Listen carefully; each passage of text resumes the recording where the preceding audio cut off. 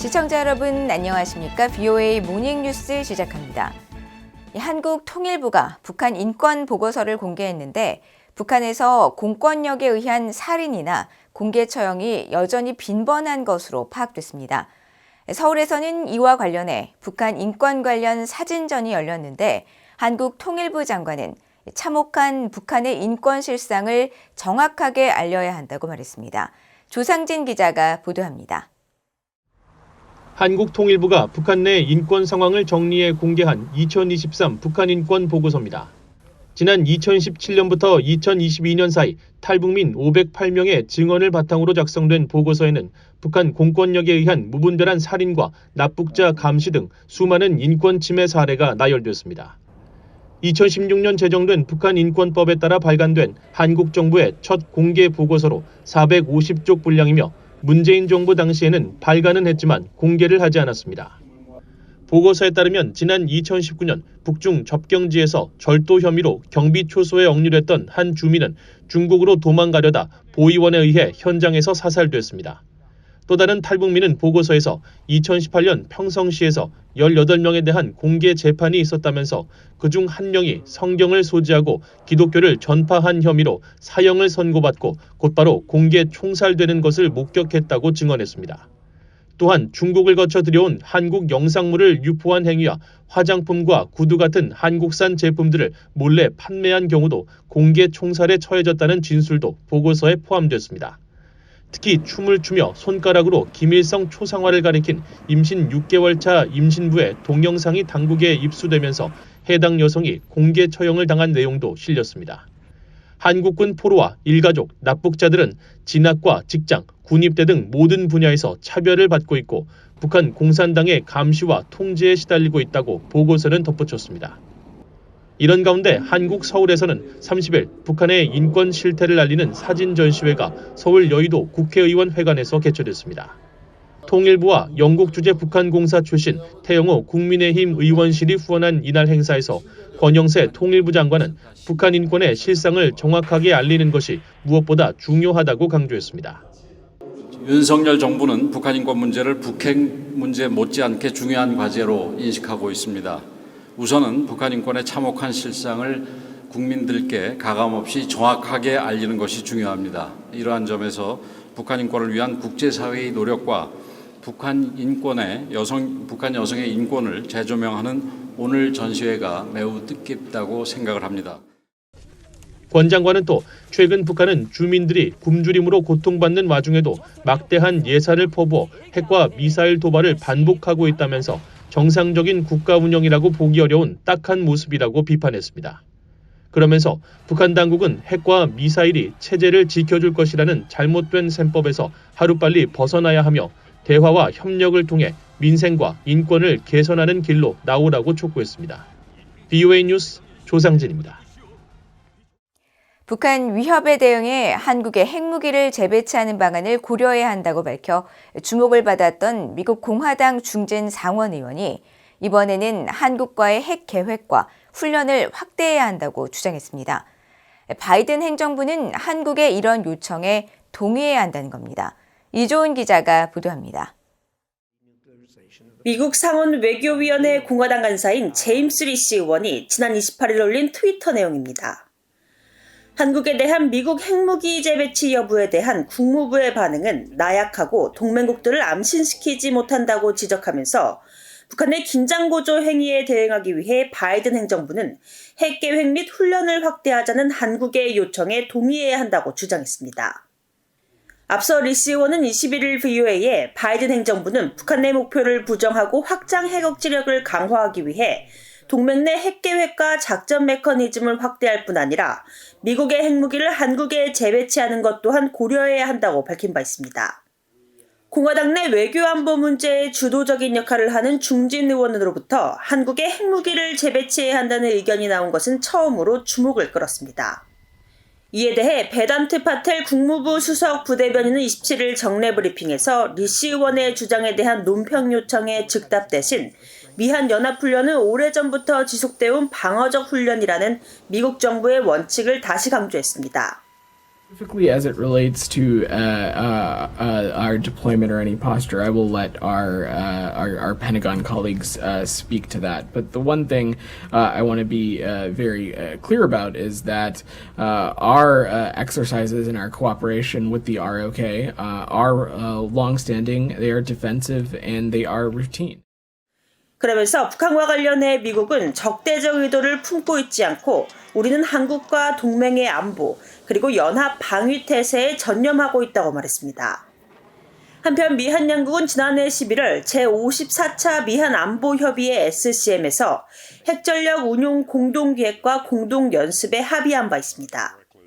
또 지난달 미한 확장 억제 수단 운용 연습 등을 통해 양국이 합의한 미국 전략 자산의 적시적이고 조율된 방식의 전개와 확장 억제의 행동화 공약을 이행하는 차원에서 지난 27일 미국의 전략 자산인 핵추진 항공모함 니미츠호를 포함한 미국 제11항모 강습단이 제주 공해상에서 미한 연합 해상훈련을 하기도 했습니다.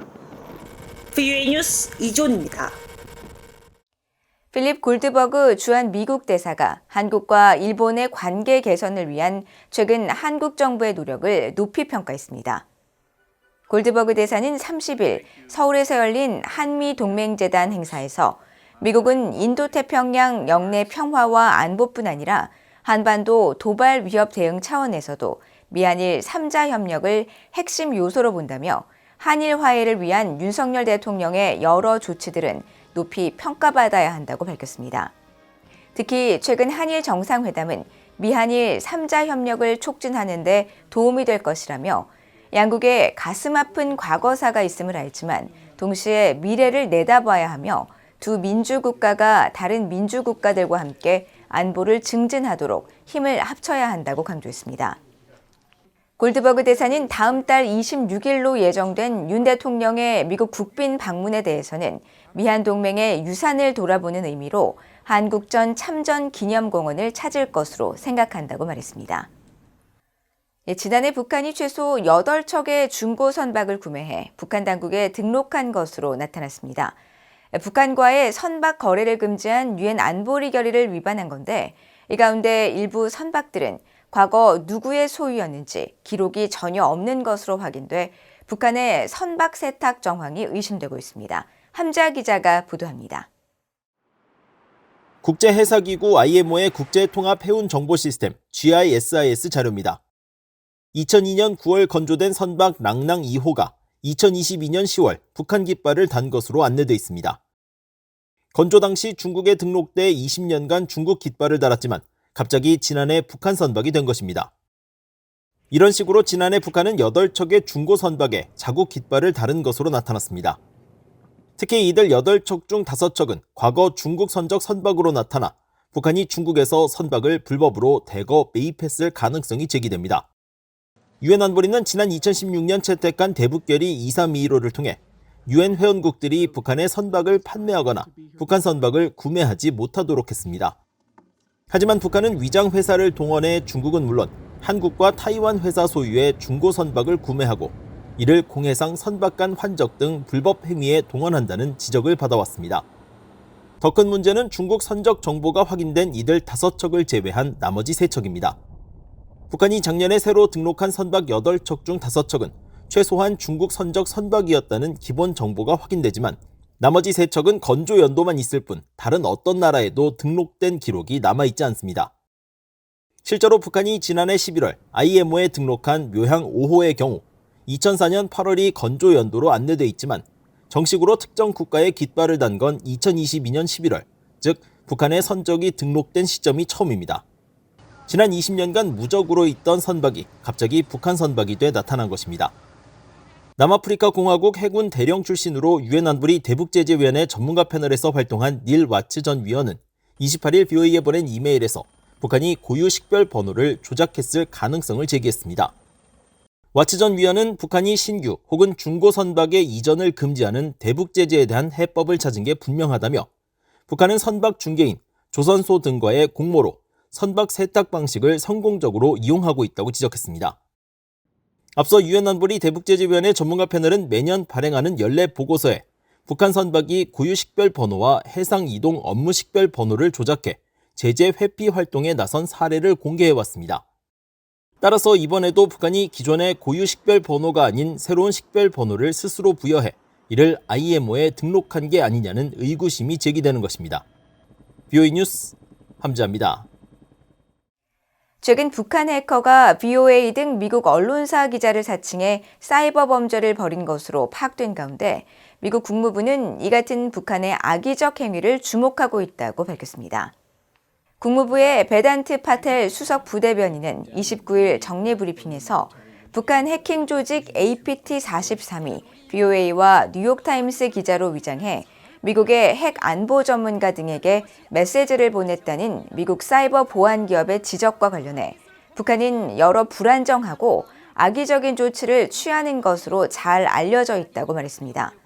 이어 그런 조치는 최근 위험한 미사일 시험 발사와 같은 것으로 나타났다면서 이것은 우리가 경계하고 있는 것이고 우리가 계속 유념하고 있기 때문이라고 설명했습니다. 앞서 미국 블룸버그 통신은 사이버 보안 기업 맨디언트의 보고서를 인용해 APT-43이 최근 몇 달 동안 미국과 한국의 정부기관과 학계를 겨냥해 전략 정보를 수집하고 있다고 보도했으며 이 과정에서 북한 해커가 VOA 혹은 뉴욕타임스 기자를 사칭해 핵 안보 정책과 무기 확산 관련 내용을 문의한 것으로 드러났다고 전했습니다.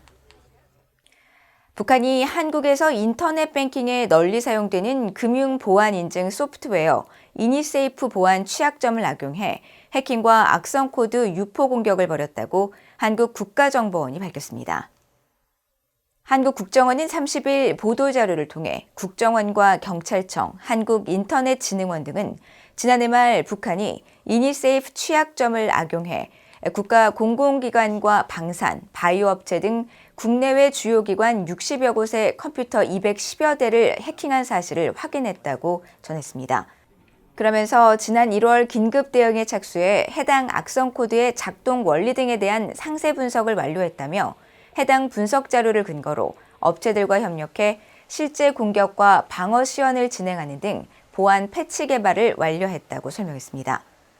이와 관련해 한국인터넷진흥원은 이니세이프는 사용자가 홈페이지에 접속하면 자동으로 설치되는 서비스로 전자금융 서비스를 이용하는 상당수가 이용하고 있지만 본인이 이용 중인 사실을 인지하지 못할 수 있다면서 기업과 기관, 일반 사용자들을 대상으로 보안 패치 적용을 당부했습니다. 이상으로 VOA 모닝 뉴스를 모두 마칩니다. 시청해주신 여러분 고맙습니다.